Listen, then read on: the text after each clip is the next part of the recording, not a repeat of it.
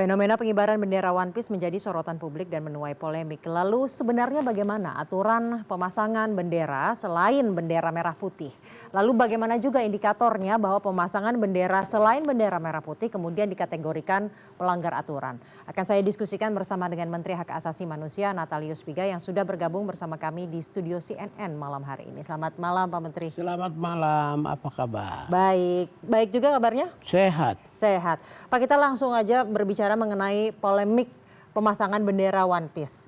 Kita tadi mendengar dua suara rakyat yang mengatakan sebenarnya itu bentuk ekspresi. Bahkan tadi juga mengatakan ya nggak masalah lah kan, yang penting nggak lebih tinggi daripada bendera merah putih.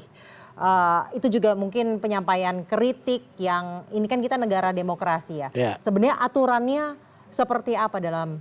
Begini. Ini kan memasang bendera kan sebagai bentuk protes. Protes terhadap apa? Kak, terhadap apa? Salahnya di mana? Bagian kesalahan pemerintah yang mana? Apakah Pak Prabowo memberikan kebijakan-kebijakan populis untuk kepentingan rakyat itu salah? Makan bergizi gratis itu salah?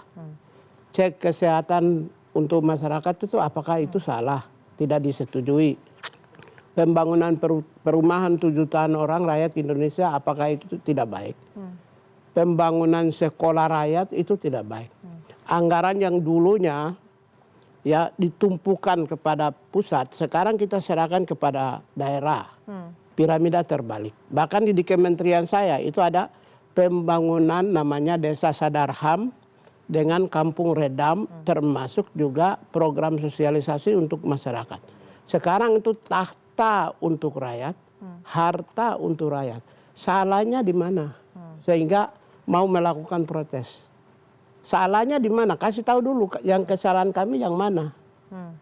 Kalau kesalahan kami tidak disampaikan, kemudian ucuk-ucuk munculkan bendera kayak Caribbean Pirates atau ikan-ikan hiu idoma yang ditulis oleh Romo Mangunwijaya di Laut Banda, atau misalnya Somalia Pirates misalnya, atau misalnya The Old Man and the Sea di Laut Karibia yang dulu dilakukan. Itu kan itu kami bajak yang mana? Kami tidak bajak. Sekarang justru mereka ini harus beraliansi dengan pemerintah untuk menentang para pembajak yang sudah merampok kekayaan negara. Presiden menghukum orang-orang yang merampok kekayaan negara. Hari ini ya, kita udah lihat banyak orang masuk penjara, menyelamatkan triliunan yang merampok bertahun-tahun, hidup di atas kekayaan orang kecil, orang miskin.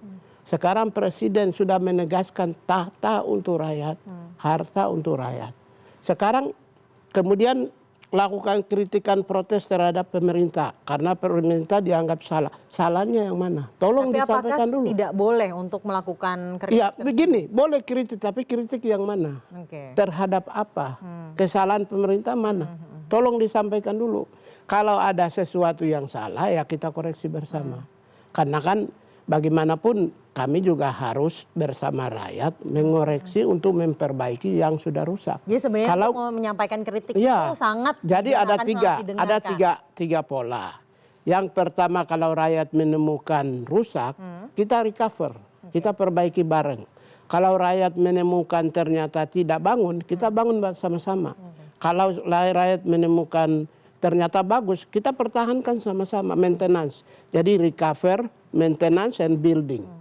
3 aspek. Sekarang program pemerintah itu diarahkan hanya kepada satu, propor kepada orang miskin dengan berbagai program populis. Yang kedua, pro job, membuka lapangan kerja. Yang ketiga adalah pro growth, menumbuhkan ekonomi, pertumbuhan ekonomi untuk menggairahkan perekonomian nasional. Dalam konteks ini yang salahnya di mana? Bahwa sebenarnya mengkritik salah satunya dengan cara mengibarkan bendera One Piece itu tidak apa-apa. Ya, jadi gini, kalau kritik dengan mengibarkan bendera, ya namanya kebebasan ya, ekspresi, mengekspresikan. Tapi kan tujuannya apa? Kritik terhadap apa? Kalau misalnya mau kritik karena A, ya kita perbaiki sama-sama yang bagian A itu. Kritik karena ada kesalahan B, kita perbaiki sama-sama yang bagian B itu.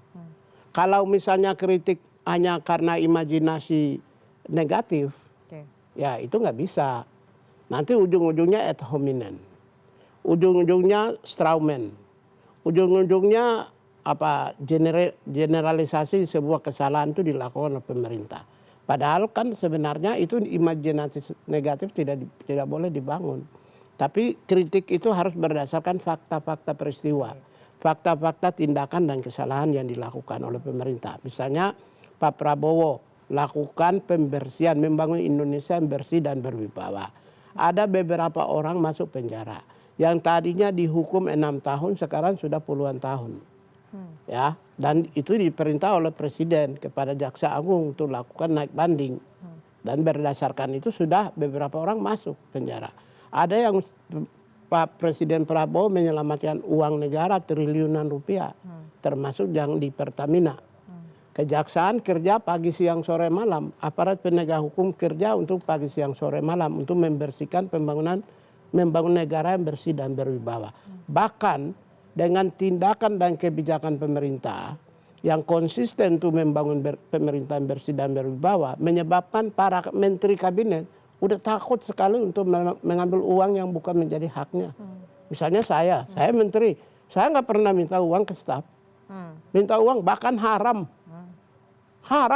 pakai haram loh, minta uang ke staf itu haram. Dari mulut sejak dilantik tidak pernah minta uang ke staf. Karena presiden konsisten, itu satu. Yang kedua, anggaran semua dilimpahkan kepada orang-orang kecil, orang miskin dan desa yang membutuhkan pertolongan. Yang selama ini ya semua kekayaan diambil untuk bangun kelompok elit, kelompok orang-orang yang luar negeri atau pengusaha-pengusaha asing. Selama ini justru presiden mengunci semua dan anggaran negara APBN dilimpahkan kepada piramida terbalik. Piramida besarnya kepada daerah dan piramida kecilnya ke pusat anggarannya. Lalu yang berikut juga kita lihat anggaran desentralisasi fiskal ke daerah ini sejarah Indonesia pertama ini. Sudah pecahkan rekor pertama anggaran hampir 1.000 triliun diserahkan kepada daerah untuk pembangunan daerah. Karena rakyat itu ada di daerah, ada di desa, ada di kampung. Oleh karena itulah kalau kita lihat yang kesalahan yang bagian mana, capaian-capaian Prabowo itu adalah untuk rakyat. Intinya adalah tahta untuk rakyat, harta untuk rakyat. Pembangunan perumahan secara masif. Dan suara rakyat tidak akan dibungkam, larangan-larangan untuk berekspresi tidak akan dibungkam. Siapa yang bungkam? Siapa yang bungkam? Selama Presiden Prabowo hampir kami 8 bulan jadi memimpin pemerintahan sekarang ini, ada nggak satu aktivis yang ditangkap karena kritikan terhadap pemerintah? Coba contohkan. Ada nggak ulama yang ditangkap karena kritikan terhadap pemerintah? Sekarang ini kita baik-baik aja kok dengan masyarakat, dengan dinamika demokrasi berlangsung secara baik dan sehat. Dinamika rakyat sudah jalan. Kemudian kebebasan ekspresi jalan, kebebasan demokrasi jalan, keadilan distributif jalan. Semua jalan kok. Jadi ya menurut saya gini aja. Kalau misalnya kalaupun ada ekspresi boleh, tapi ekspresi ya ingat ya, standar internasional oleh Perserikatan Bangsa-Bangsa berdasarkan ya kovenan sipil dan politik. Kebebasan ekspresi itu bisa diatur dan batasi. Pengaturannya seperti apa? Pengaturannya ada namanya ujung tinggi dalam konstitusi. Siracusa Principle on pembatasan kebebasan ekspresi hak asasi manusia berdasarkan prinsip Siracusa. Kebebasan itu hanya bisa dibatasi kalau satu mengganggu moralitas nasional. Yang kedua, mengganggu integritas dan ketertiban bangsa. Karena itu kalau tidak mengganggu integritas dan ketertiban bangsa, kalau tidak mengganggu moralitas nasional, kalau tidak mengganggu stabilitas nasional, dan tidak mengganggu simbol-simbol negara bangsa, maka kebebasan ekspresi, dinamika bangsa boleh aja. Jadi tidak masalah sebenarnya mau mengibarkan bendera dengan lambang apapun selama tidak mengganggu sepanjang hal-hal tersebut. tidak menyerang Oke. harga diri, martabat, moralitas nasional. Karena dalam prinsip hak asasi manusia ketika menambah moralitas nasional, ketika menabrak instabilitas nasional, ketika menabrak simbol-simbol negara bangsa, maka negara bisa mengatur. Negara bisa mengatur, negara bisa membatasi. Karena itulah dinamika seperti ini, ya menurut saya sepanjang tidak mengganggu stabilitas nasional, sepanjang tidak mengganggu integritas bangsa, sepanjang tidak menyerang kehormatan simbol-simbol negara bangsa, dan sepanjang tidak mengganggu moralitas nasional, maka kebebasan adalah merupakan salah satu urat nadi bangsa.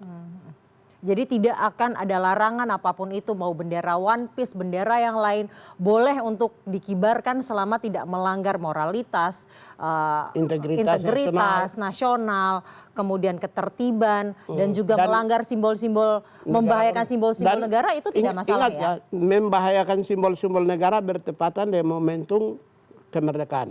Ya. Ingat ya, mana negara di dunia ini yang pada saat hari raya kemerdekaan mengibarkan sesuatu simbol yang menyerang kehormatan simbol negara bangsa? Di Amerika ada nggak?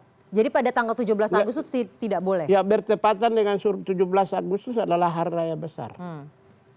Kalau kita patriotik, kata kita mencintai negara, kalau kita nasionalis, mencintai bangsa ini, simbol-simbol tertentu yang sebenarnya bertentangan dengan simbol negara bangsa diusahakan jangan dulu.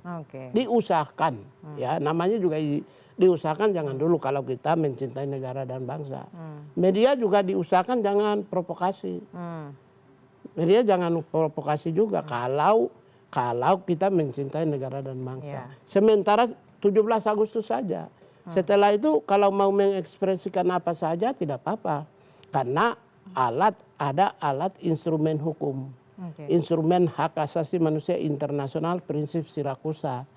Agar masyarakat tahu, Pak, agar masyarakat mengerti juga bagaimana aturannya, hukumnya, sebenarnya aturannya seperti apa, khususnya untuk polemik yang sedang dibahas mengenai pemasangan bendera. Sebenarnya seperti apa agar tidak kemudian dikategorikan melanggar aturan simbol negara. Begini, pemasangan bendera apa sih? Bendera apapun selain bendera merah putih. Bendera yang dimaksud bendera apa? Bendera itu apa? Apa bendera? Bendera atau simbol? Jadi ya yang penting jangan kita menyatakan bahwa itu adalah bendera. Kalau simbol tidak apa-apa. Simbol sebagai imajinasi romantisme, imajinasi untuk mengingatkan karena banyak orang juga senang terhadap simbol-simbol tertentu. Silakan, tetapi tidak dalam konteks menyerang kehormatan, tidak dalam konteks memberikan kritikan. Kritikan yang dimaksud bisa diberikan kritikan, tapi kritikan terhadap apa? Kalau memang ada kritikan terhadap apa, silakan sampaikan. Dan kami juga bersedia, silakan daripada menyampaikan melalui simbol-simbol tertentu, mending datang ke kantor kementerian aja. Nah, atau mungkin memang pengibaran simbol yang berbentuk bendera, karena itu kan dikibarkan ya Pak ya. Kemudian berbentuk bendera, mereka ingin menyampaikan kritik mereka ingin mengekspresikan kritik mereka, namun mereka tidak memiliki akses atau terbatasnya akses ke sangat pemerintah. Tidak mereka mungkin. harus kemana mereka? Mungkin ya. Banyak mungkin yang Begini, tidak tahu aksesnya. Akses Pak. Sangat tidak mungkin. DPR 24 jam terbuka. Lihat aja Pak Dasko. Setiap kali turun ke lapangan, menjemput, mengambil informasi, menerima pengaduan setiap saat, mendapatkan masukan, tuntutan dari publik. Setiap kali pintu terbuka. Kementerian kami juga pintu terbuka setiap saat. Presiden juga pintu terbuka. Kalau hanya dianggap kami mengunci pintu komunikasi, misalnya artikulasi kepentingan rakyat atau akselerasi kepentingan informasi rakyat kepada pemerintah, itu saya kira tidak mungkin. Karena sekarang pintu kami lebih terbuka. Dan kebebasan kami saya sudah sampaikan. Mana pernah aktivis yang ditangkap selama 8 bulan karena memberikan kritikan, tuntutan atau sesuatu. Semua justru ada yang mereka merasa sesuatu. Saya sendiri datang ke Tempo. Ya. Waktu Tempo diganggu. Ya. Terus saya menteri loh, saya datang menteri, sebagai menteri datang. Kan terus apa salahnya? Sekarang lebih terbuka, harusnya sekarang itu demokrasi yang sangat paceklik dirasakan oleh semua sivitas komunitas baik itu media maupun juga masyarakat.